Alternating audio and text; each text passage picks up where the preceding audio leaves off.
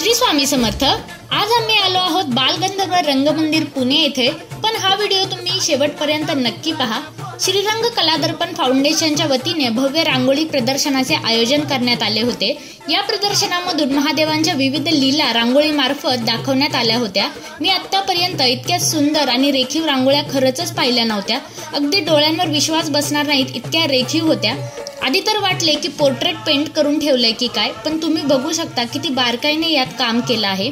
रंगावलीकार अक्षय शहापूरकर आणि इतर 100 विद्यार्थ्यांनी मिळून महादेवांच्या लीला या रांगोळी मार्फत आपल्यापर्यंत पोहोचवण्याचा प्रयत्न केला आहे। यात 12 ज्योतिर्लिंगांची उत्पत्ती कशी झाली हे देखील दाखवलं आहे। यामागे सर्वांचीच खरंच खूप मेहनत आहे, त्यामुळे आपण नक्की व्हिजिट केलं पाहिजे या प्रदर्शनाला।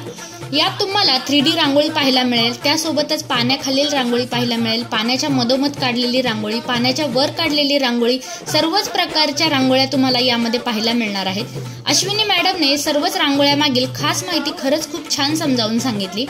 तुम्हाला ही रांगोळीमध्ये आवड असेल किंवा तुमच्या मुलांना आवड असेल तर तुम्ही यांचे क्लासेस सुद्धा जॉईन करू शकता। त्यासाठी कॉन्टॅक्ट नंबर मी स्क्रीनवर देत आहे। आणि हे प्रदर्शन तुम्हाला उद्यापर्यंत म्हणजे 9 फेब्रुवारीपर्यंत मोफत पाहायला मिळणार आहे, म्हणजे विनामूल्य पाहायला मिळणार आहे। त्यामुळे एकदा नक्की व्हिजिट करा।